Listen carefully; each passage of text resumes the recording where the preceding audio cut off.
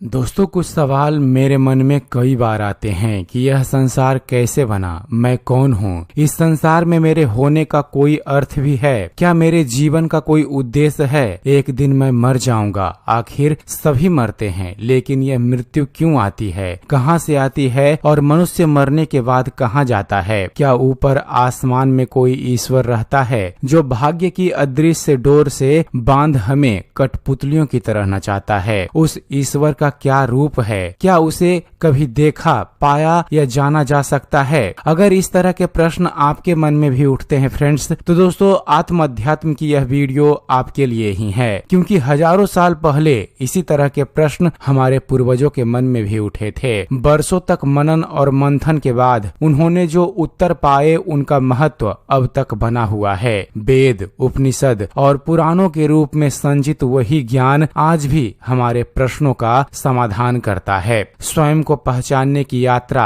आत्म की यात्रा कहलाती है। आत्म की यात्रा यानी भारतीय ज्ञान परंपरा की यह यात्रा हजारों वर्ष पहले शुरू हुई थी। आज की तरह उस समय भी सिंधु नदी कल कल बह रही थी और सरस्वती नदी भी तब तक विलुप्त नहीं हुई थी। दोनों नदियों के बीच फैले विशाल मैदान में ऋषियों का मंत्रोच्चारण गूंजता रहता। आकाश में यज्ञ का शुद्ध और सफेद धुआं उठता रहता।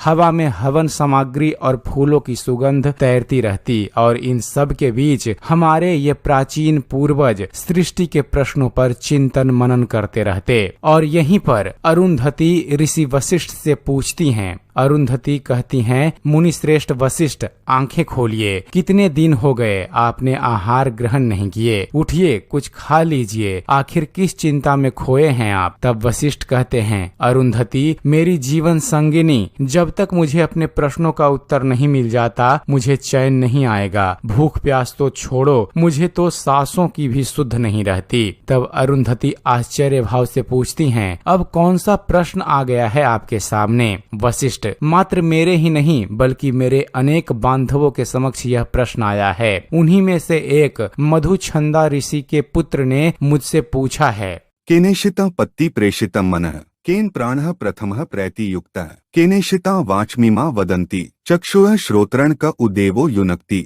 अर्थात यह मेरा मन है या बाण है, इस प्राण को किसने छोड़ा है जो यह हवा में लहराता रहता है? किसने बनाया है वह रास्ता जिस पर मेरी सांस चलती है? कौन है जो मेरी इस वाणी को प्रेरित करता है? किसके आदेश पर मेरे आंख और कान काम कर रहे हैं? अरुंधति, मुनिवर कैसे खोजेंगे इन प्रश्नों का उत्तर? तब वशिष्ठ कहते हैं, जैसे पहले खोजता रहा हूँ प्रिय, ध्यान करके, उपवास करके, तपस्या और साधना करके, अपने चित्त को एकाग्र करके ऐसा करने पर उत्तर स्वयं ही प्रकट हो जाएगा।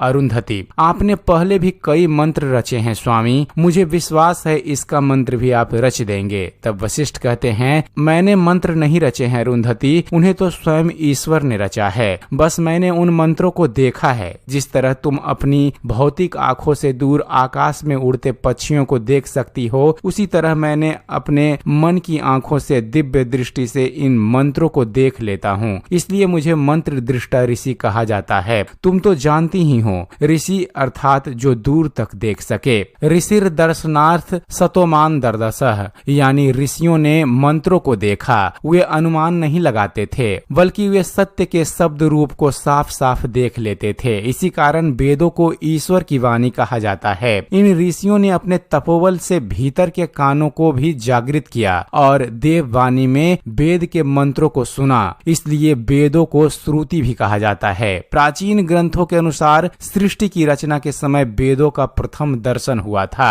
वैशंपायन, हे गुरुदेव व्यास, कृपया बताएं कि मनुष्यों को वेदों की प्राप्ति कैसे हुई? तब वेद व्यास कहते हैं, ध्यान से सुनो वत्स वैशंपायन, वेद हमेशा से थे। सृष्टि से पहले जब कुछ भी नहीं था, सत्य भी नहीं, असत्य भी नहीं, प्रकाश भी नहीं, अंधकार भी नहीं, तब भी ईश्वर थे। वह बिना सांसों वाली अपनी योग निद्रा में सोए हुए थे। उस समय वेद उनके हृदय में रहते थे। सृष्टि की रचना के दौरान उन्होंने ब्रह्मा जी को वेद प्रदान किए और फिर ब्रह्मा जी से अग्नि, वायु और सूर्य देव को वेदों की प्राप्ति हुई। आगे चलकर उन्हीं से मनुष्यों के बीच वेदों का प्रसार हुआ। मंत्रोच्चार यानी मंत्र और उनका उच्चारण वेदों का यही आधार है। जिनका शुद्ध उच्चारण होगा मंत्र का अर्थ और प्रभाव उतना ही स्पष्ट होगा। मंत्र बनता है मन से और उच्चारण होता है वाणी से। एक दिन दोनों में विवाद हो गया। मैं मन हूँ, मनन करता हूँ, उससे मंत्र बनता है, इसलिए मैं श्रेष्ठ हूँ। वाणी, मैं वाणी हूँ, मैं ही श्रेष्ठ हूँ, क्योंकि यदि मैं उच्चारण ना करूँ तो किसी को पता भी नहीं चलेगा कि मन ने कोई मंत्र बनाया है। मन बोलता है फिर भी श्रेष्ठ तो मैं ही हूँ। वाणी, नहीं, मैं श्रेष्ठ हूँ। मन बोलता है पूछो प्रजापति से, अब वही समाधान करेंगे। वाणी ने कहा, हे प्रजापति, आप ही बताइए कि हम दोनों में श्रेष्ठ कौन है। तब प्रजापति कहते हैं, प्रिय मन और प्रिय वाणी, देर तक सोचने के बाद मैं इस निष्कर्ष पर पहुंचा हूं कि मन ही दरअसल श्रेष्ठ है, क्योंकि मन की ही आंखों से मंत्र को देखा जा सकता है। मन के संकल्प से ही मंत्र उपजता है और मन से ही मंत्र का मनन होता है। मन नहीं होगा तो मंत्र भी नहीं होगा, जबकि वाणी तो मात्र अभिव्यक्ति है। गूंगे के पास वाणी नहीं होती, लेकिन मन होता है। सो मन ही मन मंत्र का उच्चारण करके वह उसका लाभ पा सकता है। अतः मन ही श्रेष्ठ है।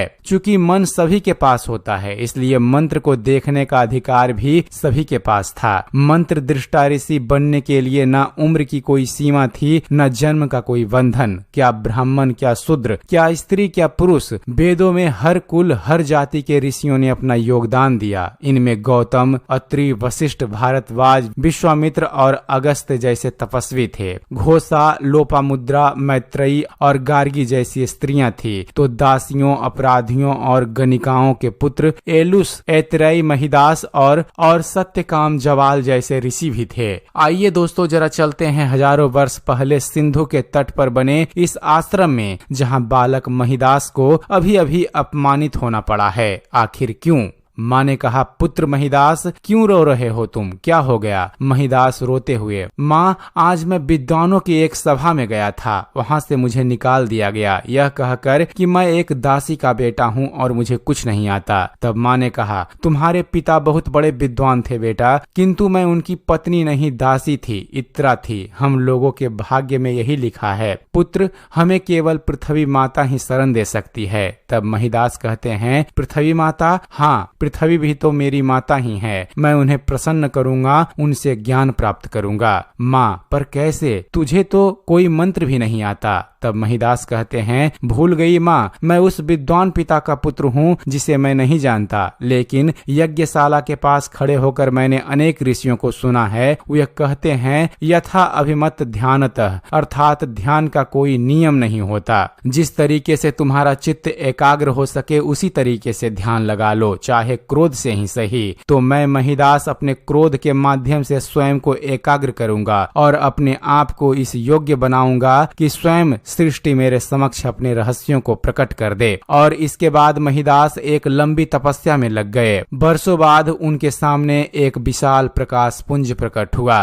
प्रकाश पुंज, उठो महिदास, कहो क्या मनोकामना है तुम्हारी? महिदास, माते, वेदों से संबंधित वह ज्ञान मुझे दीजिए जो किसी और के पास नहीं। प्रकाश पुंज, तथास्तु पुत्र, यह मंत्र याद रखो, अयम आत्मा ब्रह्मा, अर्थात यह आत्मा ही ब्रह्म है, ईश्वर तुम्हारे भीतर है। इसके बाद महिदास वेदों के महान महर्षि बन गए। शूद्रदासी इत्रा का पुत्र होने के कारण उन्हें ऐतरेय नाम दिया गया। उनके माध्यम से वेद का एक बहुत बड़ा हिस्सा प्रकट हुआ, जिसे ऋग्वेद की ऐतरेयी शाखा कहा जाता है। अयम आत्मा ब्रह्मा के माध्यम से आत्म और अध्यात्म का जो ज्ञान उन्होंने प्रकाशित किया उसे ऐतरेय उपनिषद कहा जाता है। इमा वाचं कल्याणी मां वदानी जनेभ्य ब्रह्मा राजन्याभ्याम शूद्राय चार्याय स्वाय चारणाय च, अर्थात वेदों का यह कल्याणमयी वाणी मैं सबको सुनाऊंगा, ब्राह्मण को, क्षत्रिय को, वैश्य और शूद्र को, अपनों को, परायों को। वेदों का यह ज्ञान किसी एक देश, किसी एक जाति, किसी एक भाषा के लोगों के लिए नहीं है, बल्कि जो कोई भी ज्ञान का प्यासा है उसके लिए वेदों के दरवाजे हमेशा हमेशा खुले हुए हैं। दोस्तों, वेदों की वाणी कल्याणमयी है। उनका ज्ञान ज्ञान जाति धर्म से परे संसार के सारे मनुष्यों के लिए है। चारों वेदों में सबसे प्रसिद्ध और सबसे विशाल है ऋग्वेद, जिसमें कहा गया है कि मनुष्य एक है, उसका ईश्वर भी एक है। उसी एक ईश्वर को सब लोग अलग अलग नामों से पुकारते हैं।